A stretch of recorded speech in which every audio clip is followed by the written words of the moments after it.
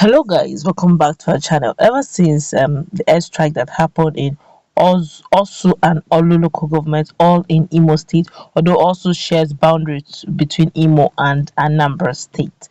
Ever since the airstrike that took place, and also that Gumai, the Islamic cleric that have been interceding, he seems to be the only one that knows the address of the bandits in the bushes, but he keeps interceding on behalf of the bandits and the government. According to him, he's the negotiator.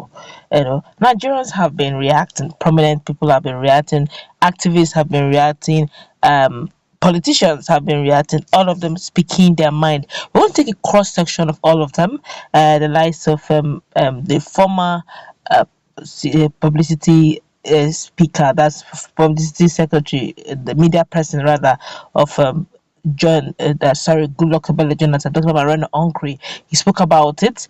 The activist Aisha Yusufu took her stand on the matter.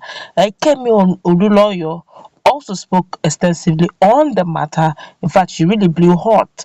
And then FFK Femi Fani Kayode also spoke vehemently on the matter. All of this you're going to get in the news. Those who stood for and against, we're going to read them all. And of course, we will leave it to you to be the final judge. What's your take on it? But before we go into this news proper, I would like you to subscribe to our channel by clicking on the red subscribe button. Beside it, you will see a bell notification icon. Please go ahead, click on it to get notified as soon as you update our channel on YouTube. Well, let's start with Reno Onkre, the former media person to President Goodluck, ex-President Goodluck Ebele Jonathan. He said, "I don't like everything Nnamdi Kanu does." That's Reno talking now. He said, "I don't like everything Nnamdi Kanu does, but I respect him for this particular thing," which he posted in his social media. I'll read it fully now. Why are Southeastern leaders not speaking or raising hell? I do not like everything Nnamdi Kanu does, but I respect him for this, for his passionate love for his people. True leaders don't keep quiet when their people are under attack. Where are the true leaders of the Southeast? Where? He asked. That's a strong question he asked. But let's look at what Aisha Yesufu has got to say concerning this matter. Don't forget that weeks back, indigenous people of Biafra came against her for some of the statements she made eventually. But now let's hear her opinion concerning this matter, because indeed she also spoke.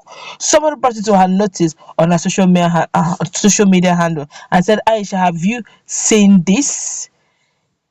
She said no, she hasn't. She had to go through it, and voila, she responded by saying, "Instead of the Nigerian military to pursue the terrorists that abducted school children in Niger State, they are unleashing terror in Orlu like terrorists did in Kangara." She asked the question, which means she's also not liking what is going on in Orlu, Imo State. Now, but let's look at what um Kemi Oluluoyo has got to say. All of them are talking. I'm going to read all of them, then we'll look at this again, one after the other. For Kemi Oluluoyo, she took to her social media page and responded extensively. She said, "Any government, any Nigerian government," he said, "any Nigerian government official that negotiates ransom for the Kangara boys will not make heaven. You bombed an entire community at Orlu in Imo State, then this needs to be reported to the ICC. The Army and Air Force attack civilians." She now wrote the hashtag Speak Up Dr. Kemi. Now look at what FFK has got to say. All of them on the same issue. It's quite a trending issue and it's worth discussing. This one here, FFK, that's Femi Fani-Kayode, the former aviation minister, said in bold terms.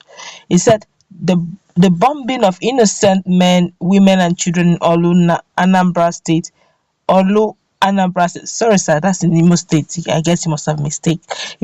But the truth is, I think he's looking at also is boundary line between Imo and Anambra. Then Orlu should be in Imo State. Yes, in Imo State by soldiers of the.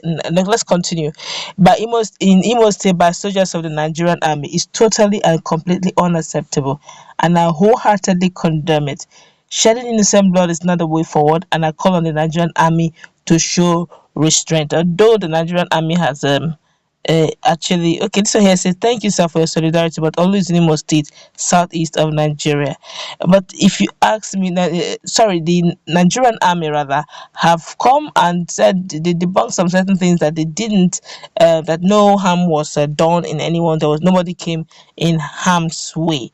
But whether they all came in harm's way or not, Nigerians, prominent Nigerians, none has seemed to have supported the act that took place some hours ago.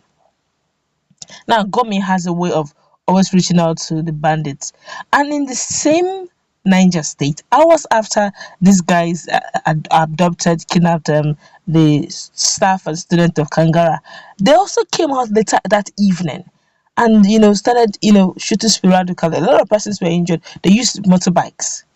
Are we going to negotiate that as well? For how long will the government be pampering and we keep very soon we are going to have amnesty for for bandits. We are going to have them very soon. Where we are going, and if you keep doing this, keep pampering them, say because they did this, they do that, then you are telling Nigerians invariably. Look, let's look at this, guys. Let's look at this critically. Look, we are in this together. If I come to you and each time I shake you up, I get something out of you. And I, the same person, come to you and I beg you, you don't give me. Or better still, somebody else comes to you, shakes you up, gets something, and I keep begging you, don't give me. But this time the person shakes you up, he gets everything he wants out of you. Then I'll start shaking you up. So that all of us will start shaking you up, all of us start getting what we want. That's not the way to go about this. If somebody shakes you up, they keep getting the things they've done, the whole Nigeria is going to go up in flames. I tell you the truth. Because no, let's not look for trouble. Let's spread them. We don't want. That's not how to go about it. If we are lost in how to go about this, why don't we restructure this country? Give power to this. Remove a lot of power to the center. I feel this is my personal opinion now. I feel that probably because there's so much power concentrated in the center, too much information jamming themselves, and it looks as if it's too much to contend. But I feel the locals would know better on how to, dislodge the locals. So the better thing to do, if personally now, is to restructure. Let each region let there be regional might. Okay, now with that regional might, it's easier. Now the people's power will be more pronounced. Nobody knowing fully well that voting a governor is going to be almost like voting a president. So you have to, all the citizens or all the indigenes and the locals in that state will be on red alert to vote the choicest person. And whoever they're going to put in the Senate too, they will also be very careful. So that if for at any instance the governor is not performing, they impeach immediately. But this is the powers in the central. We can actually stay. The central can decide they can decide who governs a state by handpicking the candidate they want and superimposing it on the people by rigging. When things are being, I don't know when true election will take place, but I pray that we'll get there. But as it is right now, prominent Nigerians are condemning the acts that took place in Orlu in Imo State.